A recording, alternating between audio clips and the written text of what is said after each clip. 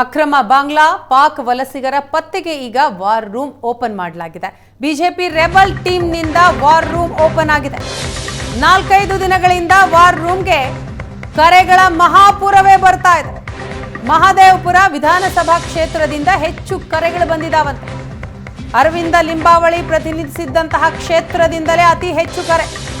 ಈವರೆಗೂ ವಾರ್ ರೂಮ್ಗೆ 900ಕ್ಕೂ ಅಧಿಕ ದೂರುಗಳು ಬಂದಿದ್ದಾವಂತೆ. ಮಹದೇವಪುರ, ಚಿಕ್ಕಮಗಳೂರು, ಕೊಡಗಿನಿಂದ ದೂರುಗಳು ಬರ್ತಾ ಇದೆ. ತುಮಕೂರು, ಮಂಡ್ಯ, ಬಾಗಲಕೋಟೆ, ಮಂಗಳೂರಿನಿಂದಲೂ ಕೂಡ ಕರೆಗಳು ಬರ್ತಾ ಇದೆ. ಬೆಂಗಳೂರಿನಲ್ಲಿ ಹೆಚ್ಚು ಅಕ್ರಮ ಬಾಂಗ್ಲಾ ವಲಸಿಗರಿದ್ದಾರೆ. ವಾರ್ ರೂಮ್ನಲ್ಲಿ 900ಕ್ಕೂ ಹೆಚ್ಚು ದೂರುಗಳು ದಾಖಲಾಗಿದ್ದಾವೆ. 1 ತಿಂಗಳ ಕಾಲ ಕಾರ್ಯನಿರ್ವಹಿಸಲಿದೆಯಂತೆ ಈ ವಾರ್ ರೂಮ್.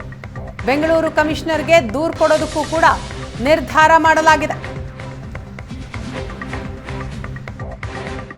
ಒಂದೊಂದು ಜವಾಬ್ದಾರಿನ ಕೊಟ್ಟಿದ್ದಾರೆ. ಕೆಲವರು ನಮ್ಮಲ್ಲಿ ಭಾಳ ಬುದ್ಧಿವಂತರು ಇದ್ದಾರೆ.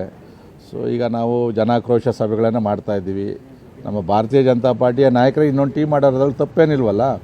ಇವತ್ತು ಅನೇಕ ಬಾಂಗ್ಲಾದೇಶದವರು ಮತ್ತು ಪಾಕಿಸ್ತಾನದವರು ಕೂಡ ಇಲ್ಲಿ ಆಧಾರ್ ಕಾರ್ಡು, ವೋಟರ್ ಲಿಸ್ಟನ್ನು ತೊಗೊಂಡವರು ರಾಜಾರೋಷವಾಗಿ ಹೇಳ್ತಾರೆ ನಾವು ಬಾಂಗ್ಲಾದೇಶಿಯರು ಅಂತೇಳಿ. ಅದನ್ನು ಇಲ್ಲಿವರೆಗೂ ಕೂಡ ಅವರನ್ನು ಹೊರಗಡೆ ಕಳಿಸ್ತಕ್ಕಂಥ ಕೆಲಸ ಆಗ್ತಾಯಿಲ್ಲ. ಆ ಮಾಹಿತಿಯನ್ನು ಈಗ ನೇರವಾಗಿ ಗೃಹ ಇಲಾಖೆಗೆ ಹೋಗಿ ಕೊಡಬೇಕು ಅಂದರೆ ಸ್ವಲ್ಪ ಹೆದರ್ಕೊತಾರೆ. ಸೊ ಅದಕ್ಕೆ ಇವತ್ತು ನಮ್ಮ ಪಾರ್ಟಿಯ ಲೀಡರ್ಗಳೇ ಒಂದು ಟೀಮನ್ನು ಮಾಡಿದ್ದಾರೆ. ಅದೇನು ತಪ್ಪೇನಿಲ್ಲ ಅದರಲ್ಲಿ. ಸೊ ಅದನ್ನು ನಮ್ಮ ಕಡೆ ಇದ್ದರೂ ಕೂಡ ನಾವು ಅವ್ರಿಗನ್ನು ಕೊಡ್ತೀವಿ. ಆ ಕೆಲಸ ಒಳ್ಳೆ ಕೆಲಸ ಮಾಡಲಿ. ಬಿಜೆಪಿ ರೆಬಲ್ ಟೀಮ್ನಿಂದ ವಾರ್ ರೂಮ್ ಓಪನ್ ಆಗಿದೆ.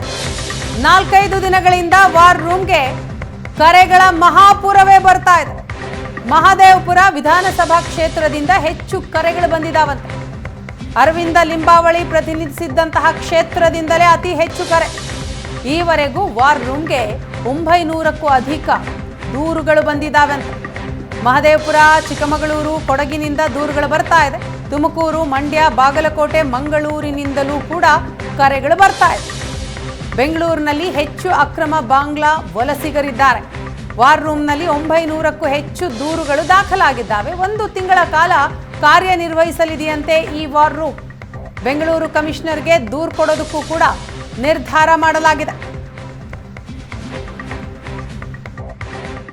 ಒಂದೊಂದು ಜವಾಬ್ದಾರಿನ ಕೊಟ್ಟಿದ್ದಾರೆ. ಕೆಲವರು ನಮ್ಮಲ್ಲಿ ಭಾಳ ಬುದ್ಧಿವಂತರು ಇದ್ದಾರೆ.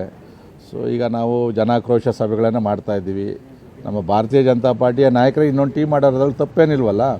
ಇವತ್ತು ಅನೇಕ ಬಾಂಗ್ಲಾದೇಶದವರು ಮತ್ತು ಪಾಕಿಸ್ತಾನದವರು ಕೂಡ ಇಲ್ಲಿ ಆಧಾರ್ ಕಾರ್ಡು, ವೋಟರ್ ಲಿಸ್ಟನ್ನು ತೊಗೊಂಡವರು ರಾಜಾರೋಷವಾಗಿ ಹೇಳ್ತಾರೆ ನಾವು ಬಾಂಗ್ಲಾದೇಶಿಯರು ಅಂತೇಳಿ. ಅದನ್ನು ಇಲ್ಲಿವರೆಗೂ ಕೂಡ ಅವರನ್ನು ಹೊರಗಡೆ ಕಳಿಸ್ತಕ್ಕಂಥ ಕೆಲಸ ಆಗ್ತಾಯಿಲ್ಲ.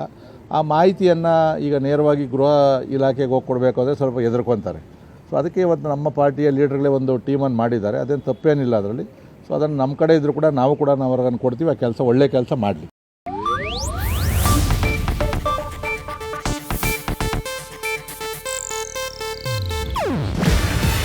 ಇದು ಏಷ್ಯಾನೆಟ್ ನ್ಯೂಸ್ ನೆಟ್ವರ್ಕ್ ಪ್ರಸ್ತುತಿ. ನೀವು ನೋಡ್ತಿದ್ದೀರಾ ಏಷ್ಯಾನೆಟ್ ಸುವರ್ಣ ನ್ಯೂಸ್.